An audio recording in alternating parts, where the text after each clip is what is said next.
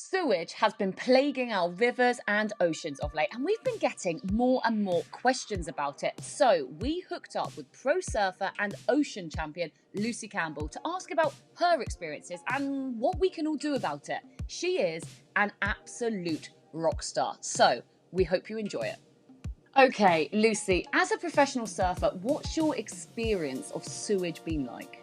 As a surfer, I've definitely experienced the effects of sewage pollution firsthand, whether it's on, unfortunately, the marine animals around the areas or on myself. Actually, I've had so many sort of sinus infections and stomach infections from dirty water. How does it make you feel that this has been allowed to happen? It does make me feel angry that this has been allowed to happen, because it just feels like there's a lack of understanding or a lack of learning, or sometimes even a lack of care towards our oceans. You know, they're so vital for our survival. Our oceans provide masses of our oxygen that we breathe, but as well as our mental health as well. You know, I'm sure most people listening to this have had a time where they've been to the beach, whether it's in England or further afield, and they've got so many happy memories of the ocean. What are some of the worst examples that you've come across?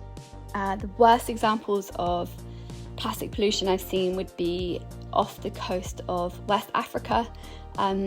Every paddle stroke I was making, I was just bringing up handfuls of soft plastics, you know, like carrier bags, crisp packets, chocolate bar wrappers, you know, whatever it was, you couldn't move without touching it. It was so full of plastic. If people want to help clean up our waters, what would you recommend that they do? If you're going to the coast this year, please try and remember to take your plastic home with you. Try and remember to recycle it. Even if you're in the areas around, you know, if something gets dropped on the streets, it can blow and end up in the oceans anyway. And also write to your local MP and ensure that they're doing the best they can for looking after how the sewage is treated and how it's disposed of, and just ensure that they're doing the best to keep our waters clean and safe. And another thing you can do is support charities such as Surfers Against Sewage, who do so much with our government to help educate them and pass laws that keep our waters safer. At Carbon Jacked, we're all about trying to get people out into nature. So what's the one place that you love and that you would recommend for people to go and visit? I think that people should get out into their local natural areas as much as possible, whether it's woodland or it's parks or it's lakes.